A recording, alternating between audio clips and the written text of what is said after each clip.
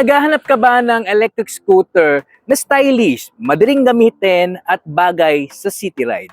This is the NXT Lusso electric scooter na retro ang design, classic ang look, and of course, fully electric na siya. Una mo talagang mapapansin dito sa electric scooter na ito, yung kanyang pagka-retro design na parang European classic scooter nung panahon ng 70s, 80s, nga ganyan. Kita mo agad na napakaganda ng kanyang itsura. So, classic na classic. So, meron siyang round LED headlights. Napakalaki din ng kanyang fender, no? Meron siyang lining dito. Meron siyang parang sungay dito na nakakadagdag forma.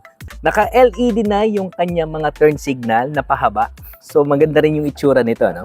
Then, naka-disc brake na rito. Meron siyang visor dito na dual color and classic side mirror. So, yung upuan nito ay napakalambot. Sabi nga ng kaibigan ko, iba daw yung klase ng foam na ginamit dito. So, mahaba at maganda yung kulay.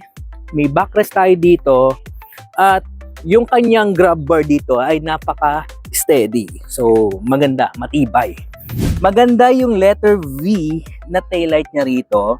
Meron din siyang gray accent dito na lining na nakakadagdag forma. At nakakabilib, no? Yung kanyang fairings na ginamit. Alam mo, makunat. Maganda, matibay. Yung gulong natin dito, yung size nito ay katulad din nung nasa harap. Mukha lang siyang maliit kasi nga, nakikita nyo dyan, medyo lowered kasi. At malaki yung body niya dito sa likod. Kaya mukha siya maliit. And of course, naka-disc brake na yung likuran din natin.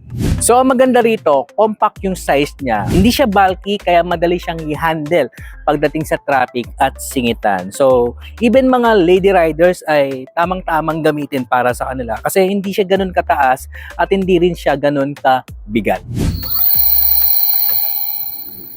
So, pagdating sa motor power nito, the Lusso comes with 1,500 watts na electric motor na may top speed of 60 kilometers per hour. So, ang range naman ito, 80 to 100 kilometers, depende yan sa road condition, sa bigat na nakasakay, at sa driving habit ng driver. So, pagdating sa presyo is 54,999 pesos. But again, take note kay EV, depende yan sa location at mode of payment mo. This is Smart from EV Channel PH. Stay charged, drive this electric.